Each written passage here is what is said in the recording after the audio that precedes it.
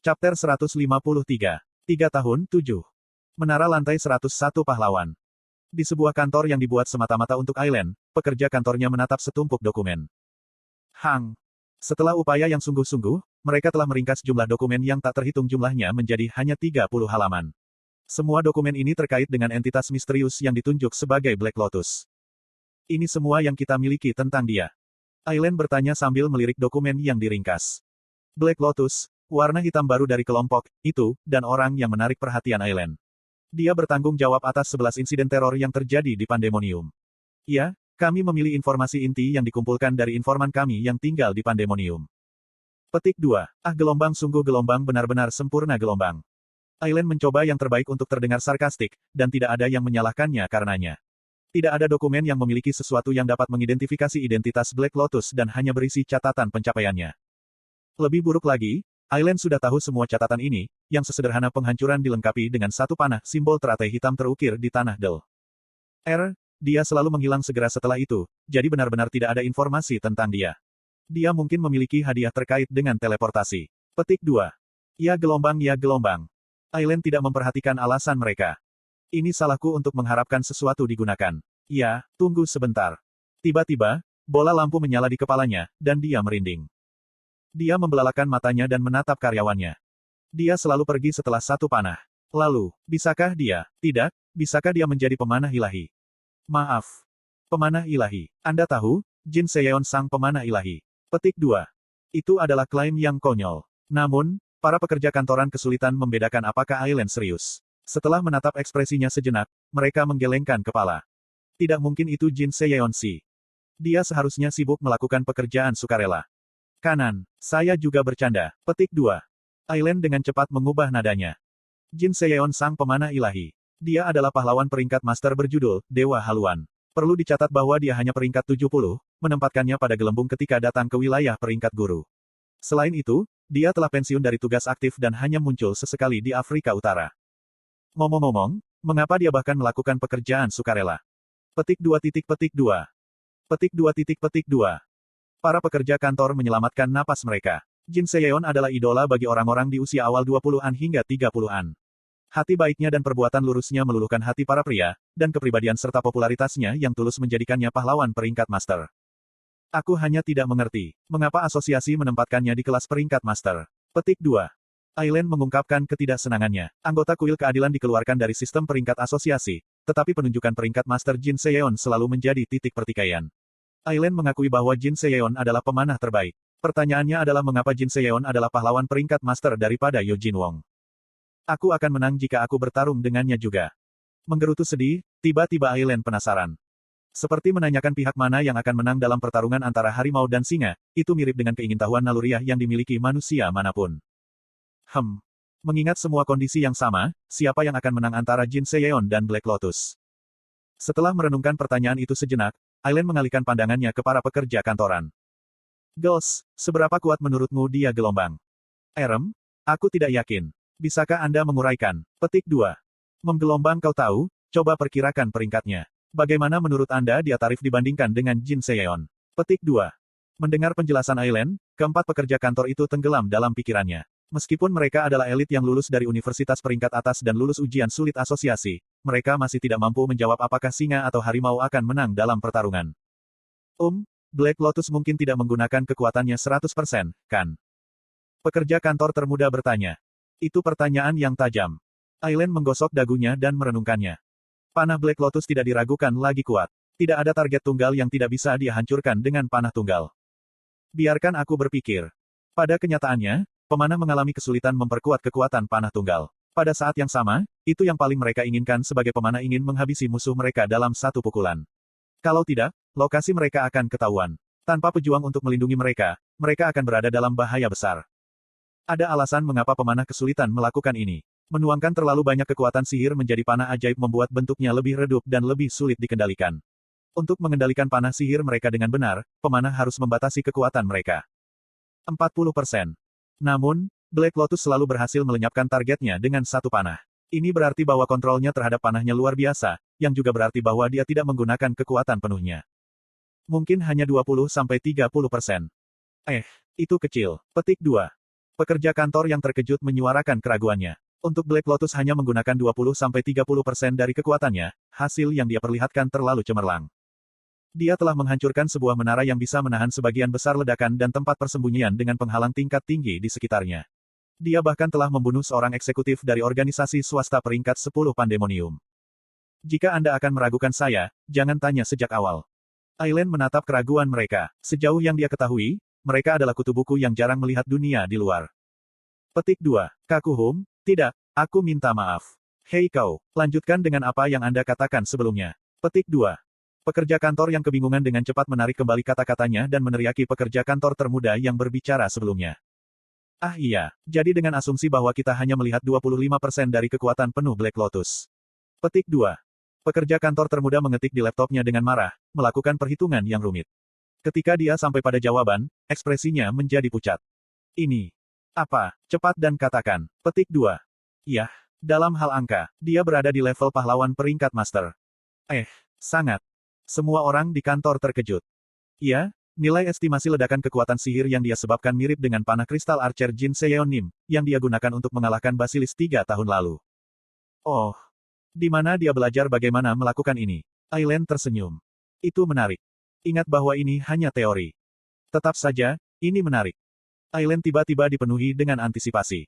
Dua pemanah mengarahkan busur mereka satu sama lain, melepaskan tali busur mereka dalam ketegangan tinggi, dua panah bersinar dalam warna yang berbeda dan terbang menuju satu sama lain, dan bentrokan terakhir. Terus terang, dia berharap Jin Seyeon akan kalah. Aileen tidak menyukai wanita yang selalu bertindak baik, mulia, dan halus. Baiklah, itu saja untuk hari ini. Anda semua bisa pulang. Petik 2. Iya nih. Terima kasih gelombang. Sampai jumpa besok. Para pekerja kantor tersenyum cerah dan membungkuk. Ya gelombang sampai jumpa gelombang. Aileen tentu saja bos dengan banyak keluhan dan ledakan. Namun, dia masih populer dengan bawahannya karena dia membiarkan mereka pulang lebih awal. Rahel telah banyak berubah dalam 3 tahun. Dia sekarang memiliki V-line sempurna setelah kehilangan lemak bayinya, dan matanya yang polos terlihat lebih dewasa. Apakah itu karena semua masalah yang dia hadapi? Dia memiliki lingkaran hitam tipis di bawah kedua matanya, tetapi bahkan itu tampak menawan baginya. Ini, sudah lama. Rahel tergagap. Meskipun banyak hal telah berubah, suaranya tetap sama. Ya. Saya menjawab dengan sederhana. Kemudian, saya sengaja diam. Saya ingin tahu bagaimana dia akan bereaksi. Petik 2. Memen. Tangannya yang gelisah bermain-main dengan mouse komputernya. Melihat sisi canggungnya, aku tidak bisa menahan tawa. Kenapa kamu tidak bicara? Apakah itu karena saya terlambat datang? Petik 2. Ya. Tidak, bukan itu. Petik 2. Tiba-tiba Rahel membeku dan menatap lurus ke arahku. Menatap matanya, aku menunggu kata-kata selanjutnya. Jenggotmu, kau tumbuh keluar. Namun, apa yang keluar dari mulutnya adalah sesuatu yang tidak saya harapkan. Oh, ini. Aku mengusap daguku. Saya memiliki nama panggilan keren seperti Fenrir, tetapi karena Aether terus membuat saya terlihat lebih muda, saya menumbuhkan janggut saya. Di satu sisi, saya terlihat seperti bintang film barat. Oh dan sebagai catatan, itu bukan janggut. Seorang tukang cukur yang terkenal memangkasnya untukku. Apakah itu terlihat aneh? Petik 2. Saya menemukan putra tukang cukur utama yang saya temui di masa lalu. Meskipun dia tidak setampil ayahnya, dia juga bekerja sebagai tukang cukur.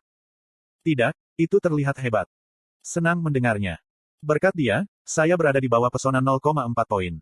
Karena saya bertemu Rahel untuk pertama kalinya selama bertahun-tahun, saya berusaha ekstra. Tapi aku akan segera mencukurnya. Tidak, itu benar-benar terlihat bagus untukmu. Sangat. Rahel melambaikan tangannya, dan aku tersenyum. Kadang-kadang ketika saya melihat diri saya di cermin, saya dengan arogan berpikir saya tampak seperti Jake Gyllenhaal. Tetapi karena Evandel tidak menyukainya, saya berencana untuk memotongnya segera. Petik 2. Ngomong-ngomong, aku dengar kamu sedang istirahat dari pekerjaan tentara bayaran. Dengan hati-hati Rahel mengubah topik pembicaraan. Aku sibuk dengan hal-hal lain. Selama 6 bulan terakhir, saya fokus pada misi Chameleon Troupe. Merampok jin yang kaya, berburu paus permata di Pasifik, menghancurkan persembunyian organisasi Pandemonium, Del. Saya mencoba membuat Chameleon Troupe menyerang jin sebanyak mungkin. Yah, kita bisa mengejar masalah pribadi nanti. Untuk saat ini, mari kita bicara tentang kemitraan kita. Petik 2. Ya, tunggu, kemitraan. Mata Rahel melebar. Tentu saja, itu sebabnya saya di sini. Petik 2. Aku tersenyum. Kamu tidak ingat, saya bilang kami mungkin akan bekerja sama melalui kemitraan tentara bayaran. Petik 2. Petik 2.